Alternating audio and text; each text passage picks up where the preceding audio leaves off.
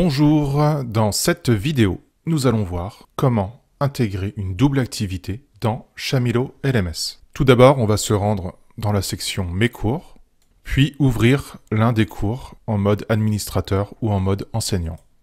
Ensuite, nous allons ouvrir l'outil Parcours et nous allons choisir un parcours en mode édition. Je clique donc sur Éditer le parcours et je retrouve ma fenêtre d'édition de mes parcours Shamilo. Tout à droite, vous avez ces Studio Tools qui vous permet d'avoir accès à 50 objets pédagogiques supplémentaires pour animer vos parcours de formation. Je clique sur ces Studio Tools et ici je vais chercher l'outil double activité. Je vois ici qu'il n'est pas présent, donc je vais l'installer. Pour faire cela, je vais tout en bas de la page et on a ici installé une extension. Je vois ici qu'on a la double activité vidéo plus quiz et je vais l'installer dans mon parcours.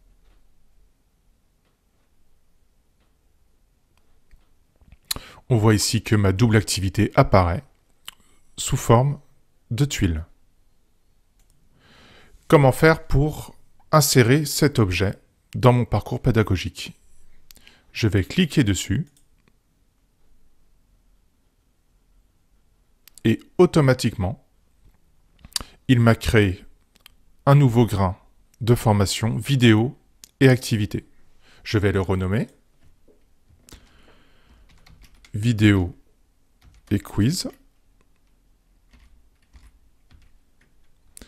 Ici, je dois saisir une URL soit d'un fichier MP4 qui est déjà présent sur ma plateforme Shamilo, soit une URL YouTube, soit une URL Vimeo, soit une URL Infomaniac.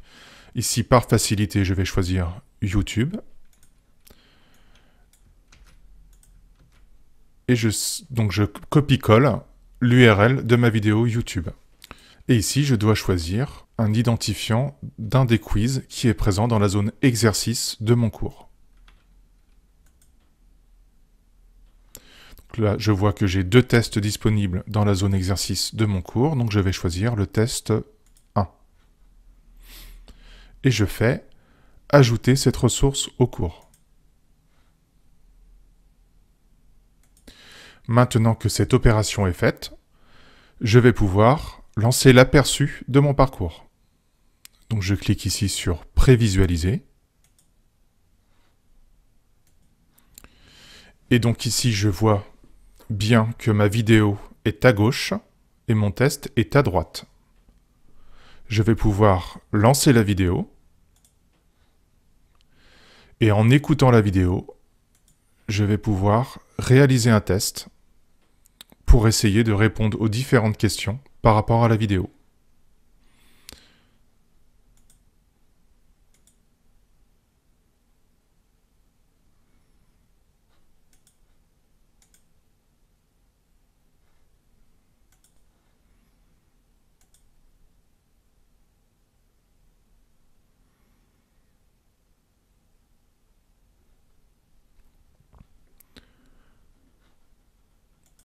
Comment faire si vous n'avez pas les extensions Studio Tools dans votre plateforme LMS? Vous allez sur votre moteur de recherche préféré et vous tapez Studio Tools for Shamilo dans le moteur de recherche. Vous avez ici ces Studio Tools Shamilo Ludiscape. Vous cliquez sur le lien et vous devez arriver sur cette page. Tout en bas de la page, vous pouvez télécharger la dernière version de ces Studio Tools qui inclut plus de 50 extensions pour vos parcours pédagogiques. Une fois que vous avez téléchargé ce zip, vous allez l'extraire dans le dossier plugin de votre installation Shamilo. Une fois que vous avez fait ceci, vous allez dans l'espace Administration de votre plateforme, menu Plugin, Et ici, vous avez la liste des plugins disponibles et activables. Vous allez cocher la case et ensuite, vous allez choisir la région pré-footer. Vous enregistrez et vous activez les plugins sélectionnés.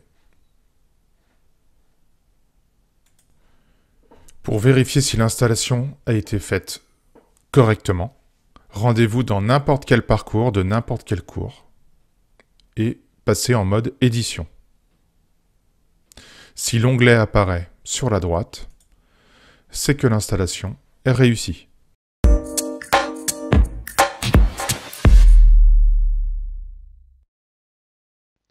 Donc nous allons voir maintenant les exercices dans un espace de cours. Donc les exercices, c'est un outil qui est disponible donc dans un espace de cours, visible ou non visible.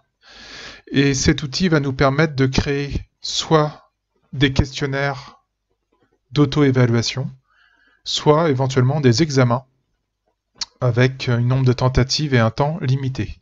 Donc ce genre d'outil est vraiment très pratique pour le formateur puisqu'il va pouvoir se concentrer sur les questions et la correction va se faire de manière totalement automatique.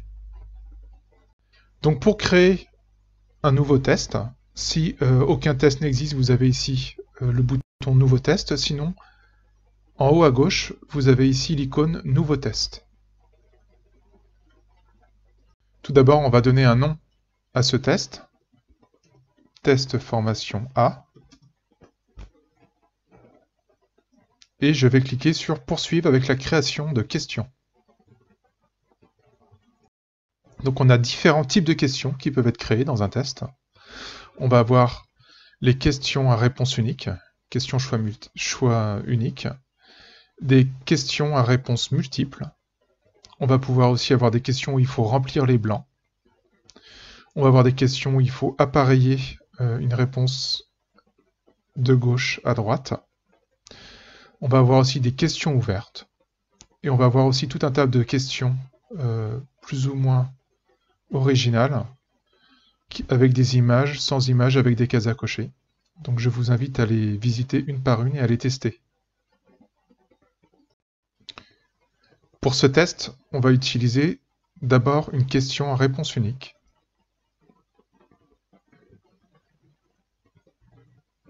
Donc là, on va poser une question. Par exemple, qui a écrit Germinal? Donc ça va être la question. Et ensuite, on va saisir les différentes réponses. Émile Zola, Guy de Maupassant ou Gustave Flaubert. Je vois ici que la case à cocher vrai est cochée ici. Je vais pouvoir définir à droite le score. Ici, on va dire que j'ai 2 points. Ici 0, ici 0. Et là, j'ai trop de réponses, donc je vais en enlever une, car je souhaite qu'il y ait que 3 choix possibles. Donc je vais cliquer sur moins de réponses.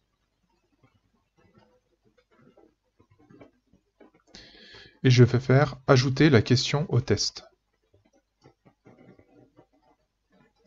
Donc on voit ici que la question a été ajoutée à mon test. Et je peux l'éditer, la copier, c'est-à-dire la dupliquer, ou la supprimer sur la droite avec ces 3 icônes. Le score maximum est de 2. Elle n'a aucune catégorie. Je vais créer maintenant une réponse avec une question avec plusieurs réponses possibles. Donc une question à réponse multiple. Donc ici, je vais saisir une question avec plusieurs réponses possibles. Quels sont les nombres premiers dans cette liste? 1, 2, 3, 4. Les réponses sont 2 et 3. Je vais affecter le score 0 à la première réponse, 1 à la deuxième, 1 à la troisième, et 0 à la quatrième. Je fais ajouter la question au test. J'ai maintenant 2 questions dans mon test. Je vais pouvoir tester mon test en faisant prévisualiser le test. Donc là, on voit que mes questions vont s'afficher. J'ai 2 questions de 2 points, donc un total de 4 points pour ce test. Donc qui a écrit Germinal? Bien sûr, c'est Émile Zola. Question suivante. Quels sont les nombres premiers dans cette liste? Le 2 et le 3. Fin du test. Donc là, j'ai bien un résultat de 4 sur 4 avec le détail des réponses. Et je peux retourner à la page d'accueil du test ici. Maintenant, si je souhaite transformer ce questionnaire d'auto-évaluation en examen pour mes étudiants, mes apprenants, dans la liste donc des exercices, je vais prendre test formation A et je vais faire non pas éditer, mais configurer. Je vais aller dans paramètres avancés et là je vais lui dire au niveau, est-ce qu'il faut un feedback à la fin? C'est-à-dire, est-ce qu'on va voir les réponses et les bonnes réponses et les mauvaises réponses? Oui ou non? Donc là, on va mettre pas de feedback.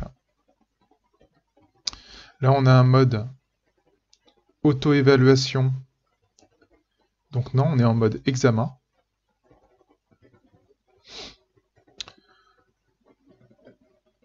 On va mettre une tentative une seule tentative possible.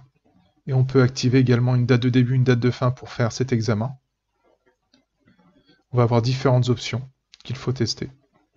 Et on va faire modifier cet exercice, sachant qu'il faut, oui, sur un examen, il faut un pourcentage minimum. On peut dire que par exemple, à 75% de bonnes réponses, on considère que l'examen est passé. Je fais modifier l'exercice.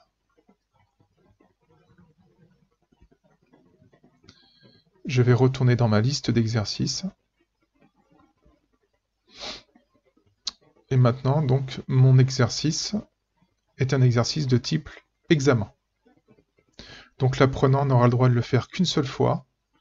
Il faudra qu'il ait un score de 75% pour qu'il soit bon et validé. En tant que professeur, si vous voulez voir les résultats, rapidement, vous pouvez accéder ici aux résultats via cette petite icône qui est à côté de l'icône configurer. Ça vous permet d'avoir une vue d'ensemble des apprenants, de leur score et de la date auquel ils ont réalisé l'examen.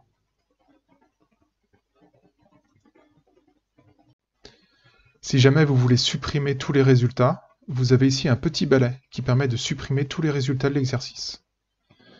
Et vous avez plusieurs balais qui permettent de supprimer tous les résultats de tous les exercices, à utiliser avec précaution, bien entendu. Vous pouvez importer des questions à partir de d'autres logiciels de questions, comme Hot Potatoes, via un tableau Excel, via les exercices Iken, via les exercices QTI2, qui est un format d'échange de questions entre logiciels. Vous pouvez gérer également une banque de questions. Ça va regrouper toutes les questions de tous vos exercices. Vous allez pouvoir les catégoriser et les éditer une à une et les associer derrière à des exercices ou des examens plus tard ou maintenant.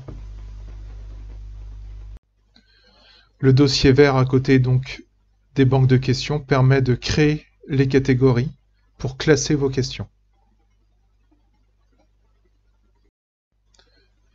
De même que vous pouvez importer donc le format QTI, vous pouvez aussi exporter votre questionnaire sous forme de IMS QTI pour le partager avec d'autres plateformes Shamilo ou les stocker tout simplement sur votre disque dur. Enfin, nous retrouvons les deux icônes cacher, activer, désactiver, masquer, cacher le test aux apprenants et le bouton supprimer. Attention, quand vous supprimez un exercice, les résultats sont